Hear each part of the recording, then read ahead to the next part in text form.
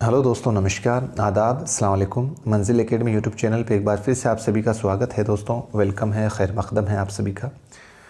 दोस्तों बिना देर किए आज की आपकी जानकारी के लिए बता दूं, ये वीडियो लेक्चर सीरीज़ है वो माध्यमिक शिक्षा बोर्ड की जो बुक है कक्षा 9 उसके जो टॉपिक हैं सबक हैं उसको हम जो आपकी कक्षा 9 की किताब है सदाए उर्दू स्पेशली रीड के पॉइंट ऑफ व्यू से हम पढ़ रहे हैं एक एक लेक्चर। इससे पहले हमने जितने भी सबक पढ़े हैं कक्षा 9 के नाम से प्लेलिस्ट बनी हुई आप देख सकते हैं। बिना देर के शुरू करते हैं दोस्तों। आज इस कक्षा 9 का ये सबक नंबर ग्रामर पोर्शन को अलग करके आज हमारा ये जो सबक नंबर है वो 5 है दोस्तों। और इस सबक का नाम है हमारे सिंदबाद जहाज़ी का एक सफ़र।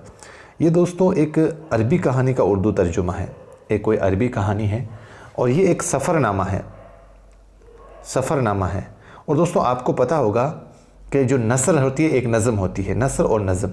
एक नज़म जो पोइम के रूप में लिखी जाती है, जो कविता के रूप में लिखी जाती है, और नसर जो है वो आपके गद्यांश यानी पैराग्राफ, कहानी, ऐसे, दास्तान। उसी तरीके से सफ़रनामा भी किसका हिस्सा, नसर का हिस्सा, ये ध्यान रखें दोस्तों। और ये एक सफ़रनामा ही है। शुरू करते हैं दोस्तों। किसी ज़माने का जिक्र है कि बगदाद में एक लकड़हारा रहता था और वो एक दिन लकड़ियों का गट्ठा उठाए एक गली से गुज़र रहा था। गर्मी के दिन थे, सोचा धूप थोड़ी सख्त है, कुछ देर आराम कर लेना चाहिए। गट्टा सर से उतारा और दीवार के साए में बैठ गया। यानी कि बहुत समय पहले की बात थी कि बगदाद के अंदर एक लकड़ी काटने वाला बेचारा, वो एक दिन लकड़ियों का कोई गट्ठा जो लकड़ियाँ बंधी हुई रहती है उसको उठाए मतलब गली से गुज़र रहा था, थक गया था और गर्मी भी पड़ रही थी। तो फिर उसने सोचा थोड़ी देर धूप में जो धूप ज़्यादा है इसलिए आराम कर लेते हैं, और दीवार के साए में बैठ गया। आराम करने के लिए आंख बंद की तो कानों में नाच गाने की सुरीली आवाज़ें आने लगी और उसने सर उठाकर बुलंद इमारत की तरफ देखा और ज़ोर से कहने लगा, ए खुदा, ये कहाँ का इंसाफ है। सुबह से शाम तक मेहनत करता हूँ और फिर भी ये पेट भर रोटी नहीं मिलती, और ये अमीर है कि दिन भर आराम करता है और रोज़ाना हज़ारों रुपए खर्च करता है। अब ये तो हम खुद देखते हैं कि दोस्तों जहाँ पे पैसे होते हैं वहाँ पर खूब बेबुनियाद पैसे उड़ाए जाते हैं, नाच गाने होते हैं। ये तो प्रैक्टिकल बात है, आपसे कोई छुपी हुई नहीं है। लेकिन इससे वास्तव में हकीकत में गरीब इंसान जो होते हैं उसको बहुत दर्द होता है। वो बेचारा दिन भर मेहनत करके अपने शरीर को, पूरी ताकत को कुर्बान करके आता है, तब जाकर उसको रोटी नसीब होती है शाम की, और थका आ रहा जैसे ही सोने की कोशिश करता है। लेकिन नाइट के अंदर आपने देखा होगा शादियों के अंदर ये डीजे बाजे गाजे बजते रहते हैं, बेचारे को सुकून से नींद भी नहीं ले पाता वो, और गुजारिश करे भी तो किससे करे, सुनाई करने वाला भी तो कोई नहीं है। तो ये एक दुर्भाग्य है दोस्तों। आगे बढ़ते हैं। ये कह ही रहा था कि नौकर फाटक से बाहर निकला और लकड़हारे से कहने लगा, चलो तुम्हें हमारे सरकार सिंदबाद ने बुलाया है। लकड़हारा घबराया हुआ नौकर के पीछे चल पड़ा और जब महल में दाखिल हुआ तो देखता क्या है, दस्तरखान बिछा हुआ है, बहुत से लोग बैठे हुए हैं और उनके सामने तरह तरह के लजीज खाने रखे हुए हैं। सिंदबाद ने लकड़हारे को अपने पास बिठा लिया और सब के साथ उसको भी एक अच्छे खाने हैं वो खिलाए। जब सब लोग रुखसत हो गए यानी कि विदा हो गए तो सिंदबाद ने हंसते हुए लकड़हारे से कहा, दोस्त, मैंने तुम्हारी बातें सुन ली हैं लेकिन इनका बुरा नहीं माना। सुनो, मैं तुम्हें सुनाता हूँ कि ये बेइंतहा दौलत मुझे कितनी मेहनत के बाद मिली है। यानी कि जब वो गुस्से में बोला कि यार अल्लाह ताला को दोष दे रहा था कि भाई ये जो गरीब लोग हैं हम दिन भर मेहनत करते हैं फिर भी पेट भर रोटी नहीं मिलती, और ये अमीर लोग हैं जो हज़ारों रुपए ऐसे ही खर्च कर देते हैं। इस बात को उसका नौकर सुन लेता है और उसको पकड़कर वो उस सिंदबाद के महल में ले जाता है, जहाँ पर उसको सिंदबाद अच्छे से बिठाकर खाना खिलाता है। और उसने ये दौलत कैसे प्राप्त की, कैसे हासिल की, तो इसका वाक़या उसके साथ शेयर करता है। वो बताता है कि बचपन से मुझे दुनिया की सैर और सियाहत और तिजारत का बहुत शौक़ था। यानी कि मुझे दुनिया में सैर करने की, घूमने की और तिजारत करने के लिए मुझे बहुत बचपन से ही शौक़ था। और जब मैं बड़ा हुआ तो मैंने बहुत सा माल ख़रीदा और सौदागरों के एक जहाज़ पर सवार हो गया।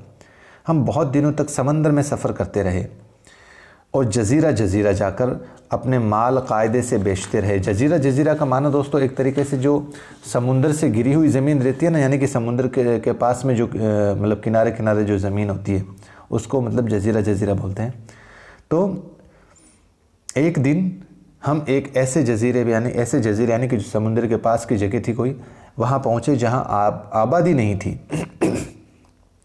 चारों तरफ जंगल और सब्ज़ा ही सब्ज़ा नज़र आ रहा था। और जब सौदागर जहाज़ से उतरकर सैर करने लगे, मैं भी एक तरफ चल पड़ा। ठंडी ठंडी हवा के झोंकों से नींद सी आने लगी। मैं सब्ज़ा पर लेट गया और लेटते ही आंख लग गई। मालूम नहीं कब तक सोता रहा, और जब आंख खुली तो घबरा कर साहिल की तरफ दौड़ा, यानी कि किनारे की तरफ दौड़ा, लेकिन वहाँ जहाज़ मौजूद ना था। मुझे इस जजीरे में छोड़कर जहाज़ जा चुका था। यानी कि वो अपना वाक़या बताते हुए कहता है कि जब मैं माल और दौलत बेचने के लिए उन सौदागरों के साथ जहाज़ में गया था, एक जजीरे पे यानी एक समुंदर के किनारे के पास में रुक गए हम, और वहाँ पर थके आ रहे उसको बेचारे को नींद आ गई। आबादी भी नहीं थी, लेकिन जब उसकी आँख खुलती है तो वो सौदागरों वाला जहाज़ जो है वो जा चुका है। उस जजीरे में अब मैं अकेला रह गया था और इधर उधर देखा तो एक सफ़ेद गुंबद नज़र आया। मैं उस गुंबद की तरफ चला, देखा कि कोई दरवाज़ा ही नहीं। थोड़ी देर के बाद क्या देखता हूँ कि एक बड़ा अब्र का टुकड़ा आया और उस गुंबद पर बैठ गया। मैंने किताबों में रुख परिंदे और उसके अंडे का जिक्र पढ़ा था। सोचा ज़रूर ये रुख परिंदा है और ये उसका अंडा है। मैंने अपनी पगड़ी खोली और हिम्मत करके ख़ुद को उसकी टांग से बांध लिया। यानी कि एक जो परिंदा होता है दोस्तों, इसमें उसकी टांग से अपनी पगड़ी से उसको खुद को बांध लेता है। वो परिंदा भी बड़ा था। रात इस तरीके से गुजारी। सुबह वो परिंदा उड़ा इतना ऊंचा कि ज़मीन ही नज़र नहीं आती थी। फिर तेज़ी से एक घाटी में उतरा। मैंने जल्दी से अपने आप को खोल लिया, यानी कि उसने जैसे ही वो परिंदा वहाँ पर बैठा, उसने अपनी पगड़ी से उसके पैर को खुद को बांध लिया। रात भर वो परिंदा भी वहीं बैठा रहा। जैसे ही सुबह उठी तो वो परिंदे के साथ खुद भी उड़ने लगा, और फिर मतलब एक घाटी थी जो थोड़ी मतलब ज़मीन से जो ऊपर उठी हुई रहती है, उसको घाटी बोलते हैं। वहाँ पर उसने खुद को खोल लिया। घाटी इस कदर गहरी थी कि ऊपर चढ़ना दुश्वार था, यानी कि मुश्किल था। चारों तरफ ऊंचे ऊंचे पहाड़ थे। आखिर चलना शुरू किया। रास्ते में बहुत से जवाहरात पड़े हुए थे। ठीक है, मैंने खुशी खुशी उन्हें इकट्ठा करना शुरू किया। यहाँ अजदहे भी थे जो आदमी को निगल जाते थे। अजदहे मतलब जानवरों को खाने वाला, जो आदमी को निगल जाते थे।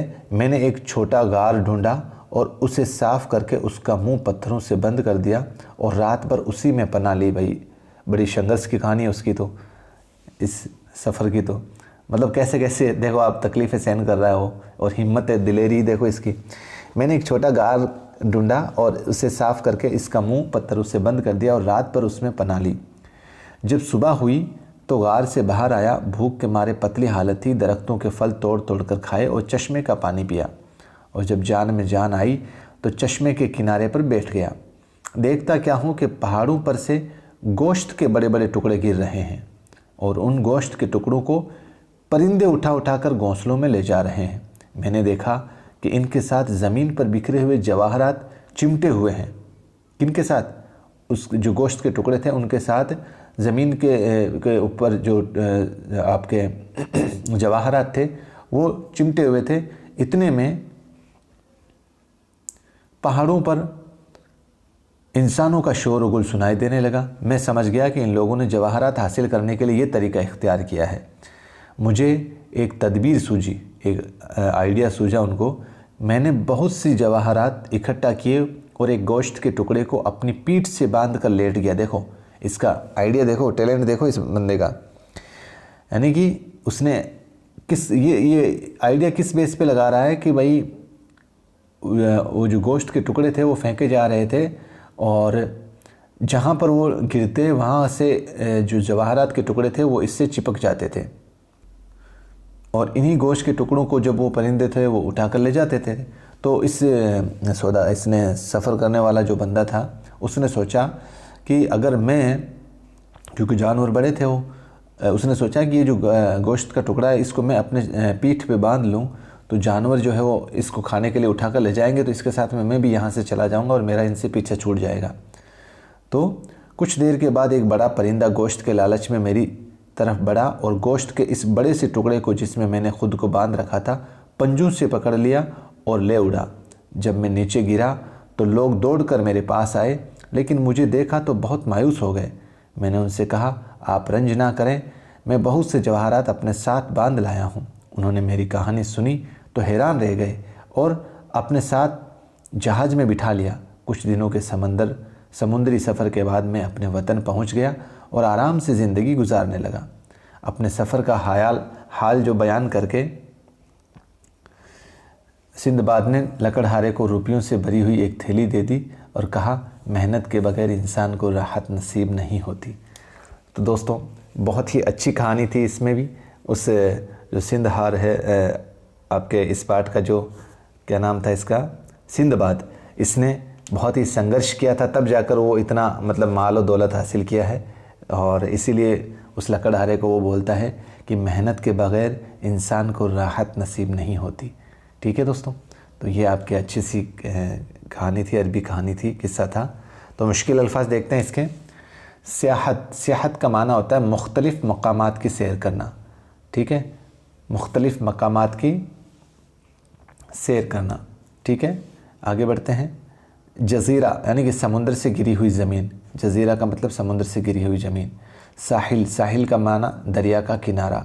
ठीक है, पनाह लेना मतलब जान बचाना। जान में जान आना, इत्मीनान होना। राहत का माना आराम। तदबीर का मतलब हिकमत या सोचना या जतन।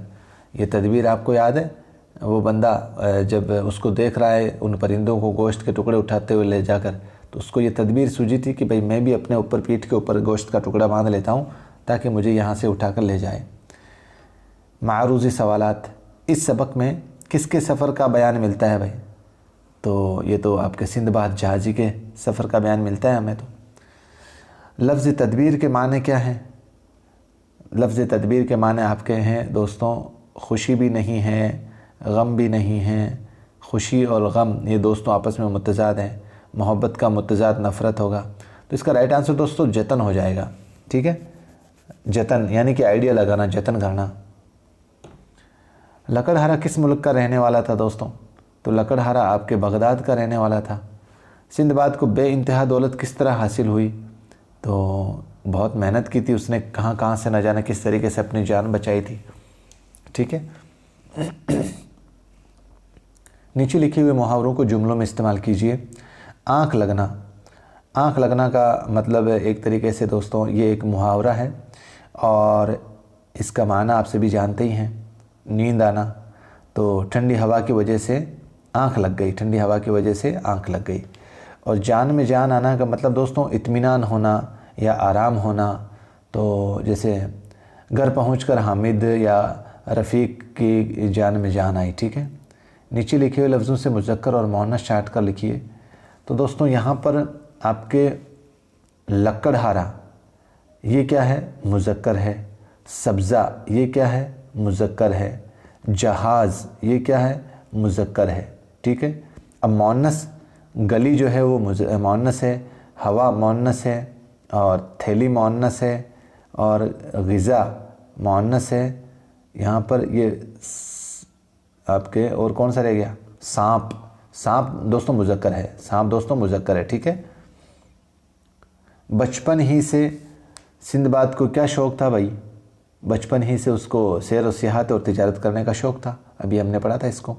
और जज़ीरे के चारों तरफ क्या नज़र आ रहा था? चारों ही तरफ सिर्फ जंगल और आपके सब्ज़ा नज़र आ रहे थे, चारों तरफ ही जंगल, हरे भरे जंगल वगैरह नज़र आ रहे थे। लकड़हारे ने खुदा से क्या शिकायत की? लकड़हारे ने खुदा से शिकायत की कि या खुदा, हम तो दिन भर मेहनत करते हैं फिर भी मतलब पेट भर रोटी नहीं खा सकते, और ये लोग जो हैं दिन भर आराम करते हैं फिर भी इनके पास खूब सारा पैसा रहता है। यही शिकायत की थी उसने। लकड़हारे ने सिंदबाद के महल में क्या देखा? वो देखता है कि वहाँ तो बहुत से लोग को बैठे हुए हैं और चारों तरफ मतलब दस्तरखान लगा हुआ है और जिनके ऊपर बहुत ही उम्दा खाना वो लोग खा रहे हैं। सिंदबाद जज़ीरे पर अकेला क्यों रह गया था? वो ठंडी हवा में बेचारा थक कर कहीं पे लेटा, उसको और नींद आ गई, आँख लग गई उसके साथ, और उसके साथी जो है उसे वो छोड़कर चले गए। तफसीली सवाल देख लेते हैं। लोग घाटी से जवाहरात कैसे हासिल करते थे भाई? लोग घाटी से जवाहरात ऐसे हासिल करते थे कि वो पहाड़ों पर गोश्त के बड़े बड़े टुकड़े गिर रहे थे और उनको गोश्त के टुकड़ों के जो परिंदे थे वो उठा उठा कर घोंसलों में ले जाते थे, और उनके साथ ज़मीन पर बिखरे हुए जवाहरात जो चिपके होते थे वो जिनको लोग हासिल कर लिया करते थे। ठीक है। और रुखसत होते वक्त सिंदाबाद लकड़हारे से क्या कहा? रुखसत होते वक्त सिंदाबाद लकड़हारे ने दोस्तों एक लाइन लिखी हुई थी लास्ट के पार्ट में आपके, कि मेहनत के बगैर इंसान को राहत नसीब नहीं होती। मेहनत के बगैर इंसान को राहत नसीब नहीं होती। तो दोस्तों ये था आज का लेक्चर। कैसा लगा? ये भी इंटरेस्टिंग कहानी थी और आपकी नॉलेज बड़ी होगी इंशाल्लाह। तो जुड़े रहें इस कंटेंट के साथ। मिलते हैं फिर से एक नए वीडियो के साथ। दीजिए मुझे इजाज़त। खुदा हाफिज़। जय हिंद, जय भारत।